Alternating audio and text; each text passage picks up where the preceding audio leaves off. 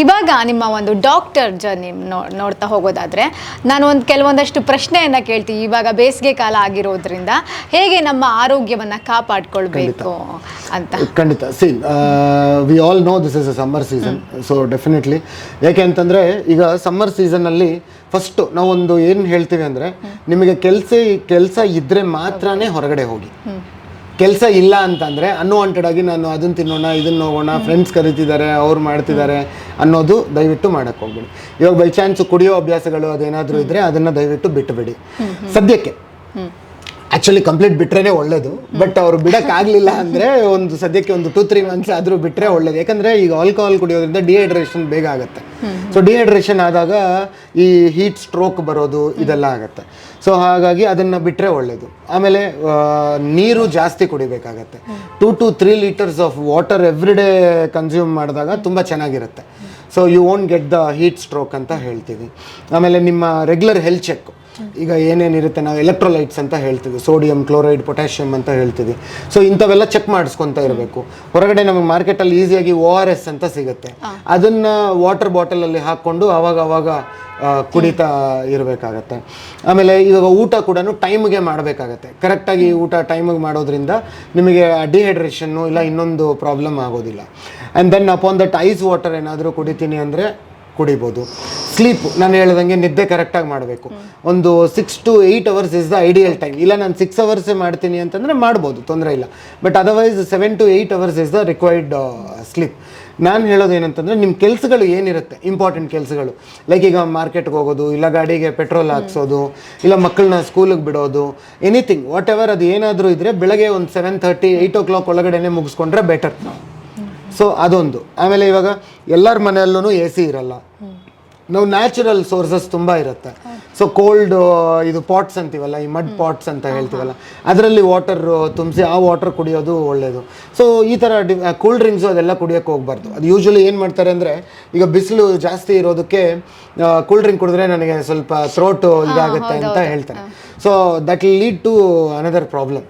So ಅಂಥವೆಲ್ಲ ಕೂಡ ಬಿಟ್ಬಿಟ್ರೆ better. So these are the main things which if the take care that is more than sufficient ಅಂತ ಅನ್ಕೊತೀನಿ. ಅಂದರೆ ಪ್ರತಿ ವರ್ಷಕ್ಕೆ ಹೋಲಿಕೆ ಮಾಡಿದ್ರೆ ಈ ವರ್ಷ ತುಂಬಾ ಬಿಸಿಲಿದೆ. ಅದು ಬೇಸಿಗೆ ಇನ್ನೂ ಸ್ಟಾರ್ಟ್ ಆಗಿರೋ ಆರಂಭದಲ್ಲೇ ಇಷ್ಟು ಬಿಸಿಲಿರೋದ್ರಿಂದ ಬಿಸಿಲಿಗೆ ಹೋಗಿ ಬಂದ ತಕ್ಷಣವೇ ಮನೆಗೆ ತಲೆ ಸುಚ್ಚಿದಂಗೆ ಆಗ್ಬಿಡೋದು, ಈ ರೀತಿ ಒಂದಷ್ಟು ಪ್ರಾಬ್ಲಮ್ಸ್ ಬರುತ್ತೆ.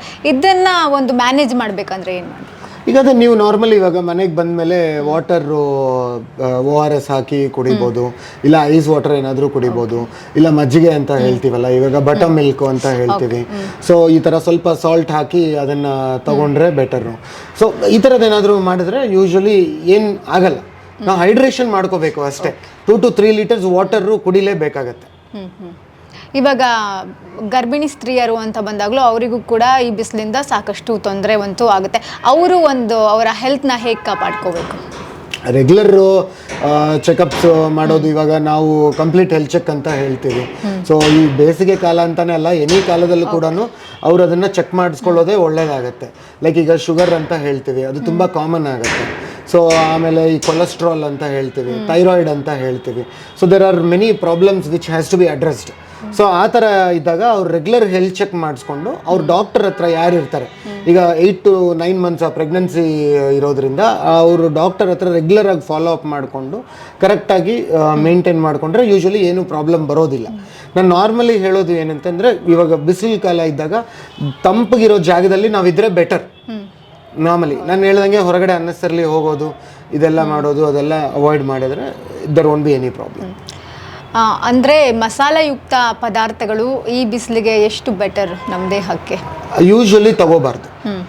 ಮಸಾಲ, ಈಗ ಖಾರ ಅಂತ ಹೇಳ್ತೀವಿ, ತುಂಬ ಸ್ಪೈಸಿ ಅಂತ ಹೇಳ್ತೀವಿ, ಇಲ್ಲ ನಾನ್ ವೆಜ್ಜು, ಈ ಥರ ಹಾರ್ಡ್ ಫುಡ್ಡು, ಈ ಹೊರಗಡೆ ಮಾಡೋ ಈ ಇದು ಪಾನಿಪುರಿ ಆಗಲಿ, ಇಲ್ಲ ಈ ಮೋಮೋಸ್ ಆಗಲಿ, ಗೋಬಿ ಮಂಚೂರಿ ಅಂತ ಹೇಳ್ತಾರೆ, ಅದು ಇದೆಲ್ಲ ತುಂಬ ಬ್ಯಾಡ್ ಹ್ಯಾಬಿಟ್ಸ್ ಇದೆ ಜನಕ್ಕೆ. ನಾವು ಬೇಡ ಅಂತ ಹೇಳಿದ್ರು ಕೂಡ ಅದನ್ನು ಮತ್ತೆ ಕನ್ಸ್ಯೂಮ್ ಮಾಡ್ತಾರೆ.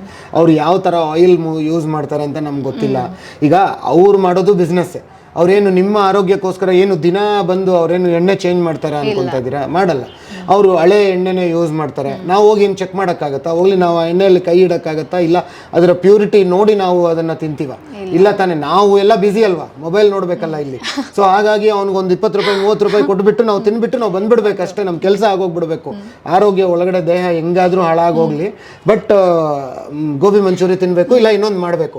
ಸೊ ಇಂಥ ಪದಾರ್ಥಗಳನ್ನೆಲ್ಲ ಬಿಟ್ಟರೆ ಸಮ್ಮರ್ ಸೀಸನ್ ಅಂತಾನೆ ಅಲ್ಲ, ಎನಿ ಸೀಸನಲ್ಲೂ ಕೂಡ ಬೆಟರ್.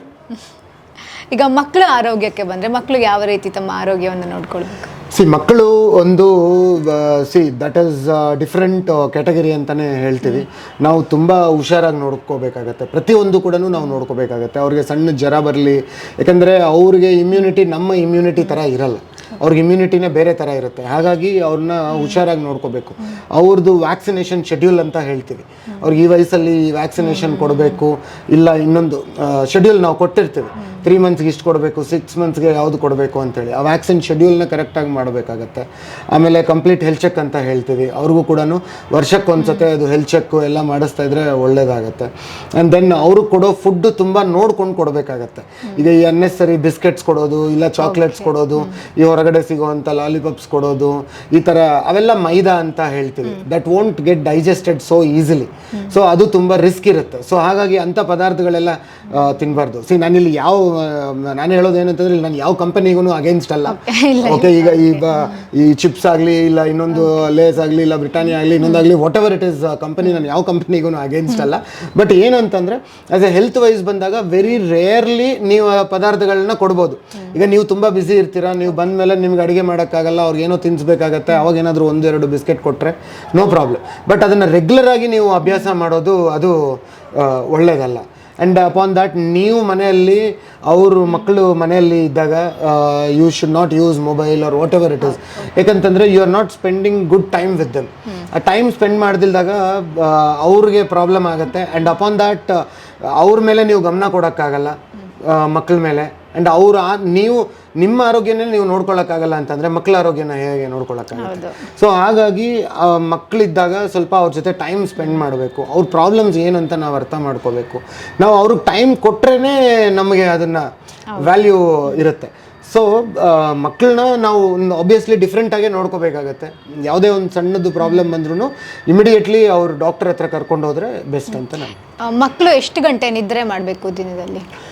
7 to 8 hours ನಾರ್ಮಲ್ ಅವ್ರಿಗೂ ಇರುತ್ತೆ. ಯೂಶಲಿ ಮಕ್ಕಳು ಅಂದಮೇಲೆ ಒಂದು 11 to 12 hours ಅಂತ ಹೇಳ್ತೀವಿ. ಸೊ 12 hours ಅವರು ನಿದ್ದೆ ಮಾಡಲೇಬೇಕಾಗತ್ತೆ. ಓಕೆ, ಇವಾಗ ನಿಮ್ಮ ಕಡೆಯಿಂದ ಏನಾದರೂ ಒಂದು tips, health tips? So generally ನಾನು ಏನು ಹೇಳೋಕ್ಕೆ ಇಷ್ಟಪಡ್ತೀನಿ ಅಂತಂದರೆ, ನಾನು ಟೈಮ್ ಬಗ್ಗೆ ಆವಾಗಲೇ ಹೇಳಿದೆ, ಟೈಮ್ನ ಹೇಗೆ ಮ್ಯಾನೇಜ್ ಮಾಡ್ಕೋಬೇಕು ಅಂತ. ನನ್ನ ಹತ್ರ ತುಂಬ ಜನ ಬರ್ತಾರೆ, ಸರ್ ನಾನು ಬೆಳಗ್ಗೆ 9 ಗಂಟೆಗೆ ಆಫೀಸ್ ಹೋಗಲೇಬೇಕು, ಗೊತ್ತಲ್ಲ ನಿಮಗೆ ಬೆಂಗಳೂರು ಟ್ರಾಫಿಕಲ್ಲಿ ಮನೆ ಬಿಟ್ಟು ಹೋಗೋದಕ್ಕೇ ನನಗೆ 1 hour 1.5 hour ಆಗುತ್ತೆ ಅಂತ ಹೇಳ್ತಾರೆ. ಸೊ ಹೀಗಿದ್ದಾಗ ಓಕೆ ಆಯಿತು, ನೀವು ಎಷ್ಟು ಗಂಟೆಗೆ ಎದ್ದೇಳ್ತೀರಾ ಅಂತ ಕೇಳಿದಾಗ, ಇಲ್ಲ ನಾನು 7 o'clock ಎದ್ದೇಳ್ತೀನಿ ಅಂತಾರೆ. ನೀವು 5 o'clock ಏನಕ್ಕೆ ಎದ್ದೇಳಲ್ಲ? ನೀವು 5 o'clock ಎದ್ದುಬಿಟ್ಟು ಡೈಲಿ ವಾಕಿಂಗ್ ಮಾಡಿ, ಇಲ್ಲ ಜಾಗಿಂಗ್ ಮಾಡಿ. ಸೊ ಈ ಥರ ಒಂದು ಟಿಪ್ಸು ಇರುತ್ತೆ ಯೂಶ್ವಲಿ. ಸೊ ಹಾಗಾದಾಗ ಅವ್ರು ಫಾಲೋ ಅಪ್ ಮಾಡಿಕೊಂಡ್ರೆ ಅದು ಕರೆಕ್ಟಾಗಿರುತ್ತೆ. ಸೊ ನಾನು ಹೇಳೋದೇನು ಅಂತಂದರೆ, as A doctor, okay, daily morning ನಿಮಗೆ ಅಟ್ಲೀಸ್ಟು 5 o'clock 5:30ಗೆ ಎದ್ದೇಳೋಕ್ಕಾಗಲಿಲ್ಲ ಅಂತಂದ್ರೂ ಅಟ್ಲೀಸ್ಟ್ ಒಂದು 6 o'clock is the best time.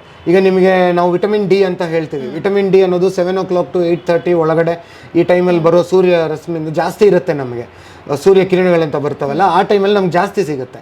So ಹಾಗಿದ್ದಾಗ 6 to 7, 7:30 ಟೈಮಲ್ಲಿ ನಾವು ಡೈಲಿ ವಾಕಿಂಗು, ಜಾಗಿಂಗು ಆ ಥರ ಮಾಡಬೇಕಾಗತ್ತೆ. So anything what ever it is, walking jogging ಅಂತಲೇ ಅಲ್ಲ, ಅವ್ರಿಗೆ ಏನು ಇಷ್ಟ ಆದರೆ, ಇವಾಗ ಕೆಲವ್ರಿಗೆ ಡ್ಯಾನ್ಸಿಂಗ್ ಮಾಡಬೇಕಂತ ಇರುತ್ತೆ, ಕೆಲವ್ರಿಗೆ ಡಿಫ್ರೆಂಟ್ ಫಾರ್ಮ್ಯಾಟ್ಸ್ ಇರುತ್ತೆ. ಈ ಬರ್ನ್ ಅಂತ ಹೇಳ್ತಾರೆ, ಈ ಎಕ್ಸಸೈಸಸಲ್ಲಿ ತುಂಬ ಇರುತ್ತೆ, ಬರ್ಪೀಸ್ ಅಂತ ಹೇಳ್ತಾರೆ, ಹೈ ನೀಸ್ ಅಂತ ಹೇಳ್ತಾರೆ, ತುಂಬ ಪ್ಲ್ಯಾಂಕ್ಸ್ ಅಂತ ಹೇಳ್ತಾರೆ. ಎಕ್ಸಸೈಸು ಒಂದು 45 to 50 minutes ಡೈಲಿ ಪ್ರತಿಯೊಬ್ಬರು ಮಾಡಲೇಬೇಕಾಗತ್ತೆ. ಆ್ಯಂಡ್ ಅಪಾನ್ ದ್ಯಾಟ್, ನನಗೆ ಗೊತ್ತಿರೋ ಪ್ರಕಾರ ಈ ಕಾಫಿ ಟೀ ಎಲ್ಲ ಕುಡಿಯೋದು ಬಿಟ್ಟರೆ ತುಂಬ ಒಳ್ಳೆಯದು. Coffee tea is same equal to smoking.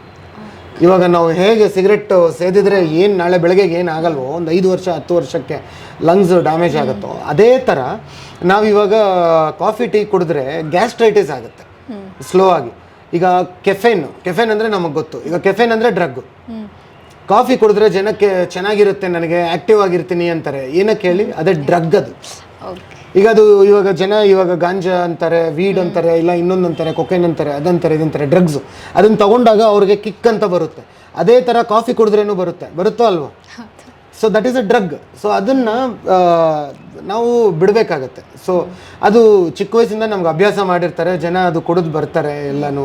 ಈಗ ಮನೆಯಲ್ಲಿ ನಮ್ಮ ಚಿಕ್ಕ ವಯಸ್ಸಿಂದ ಆಲ್ಕೋಹಾಲ್ ಕೊಡ್ತಾ ಇದ್ದಿದ್ರೆ ಒಂದು 20 ml 30 ml ಇಲ್ಲಿ ನಾವು ಇವಾಗ್ಲೂ ಸೇಮ್ ಕಾಫಿ ಟೀ ಥರನೇ ಆಲ್ಕೋಹಾಲ್ ಕುಡಿತಿದ್ವಿ. ಹೌದೌದು. ಬಟ್ ನಮಗೆ ಅದು ಅಭ್ಯಾಸ ಮಾಡಿಲ್ವಲ್ಲ. ನಮಗೆ ಬೆಳಗ್ಗೆ ಚಿಕ್ಕ ವಯಸ್ಸಿಂದ ಎದ್ದರೆ ಕಾಫಿ ಟೀ ಕುಡಿಯೋದು ಅಭ್ಯಾಸ ಮಾಡಿದರೆ, ಹಾಗಾಗಿ ನಾವು ಅದನ್ನೇ ಕುಡಿತಾ ಬರ್ತಾ ಇದ್ದೀವಿ. ಸೊ ಅದನ್ನು ಬಿಡಬೇಕಾಗತ್ತೆ. ಮೇಯ್ನ್ ಕಾಫಿ ಟೀ ಅನ್ನೋದು ತುಂಬ risk. It is as I told, it's equal to smoking ಅಂತ ಹೇಳ್ತೀವಿ. ಅದು ಗ್ಯಾಸ್ಟ್ರೈಟಿಸ್ ಮಾಡಿ it will cause many problems. And upon that ಇವಾಗ ನೈಟ್ ಶಿಫ್ಟ್ಸಲ್ಲಿ ಕೆಲಸ ಮಾಡ್ತಾ ಇರ್ತಾರೆ. ಆದಷ್ಟು ಈ ನೈಟ್ ಶಿಫ್ಟ್ ಕೆಲಸಗಳನ್ನು ಬಿಟ್ಟರೆ ಕೂಡ ಒಳ್ಳೆಯದು. ಅದೊಂದು.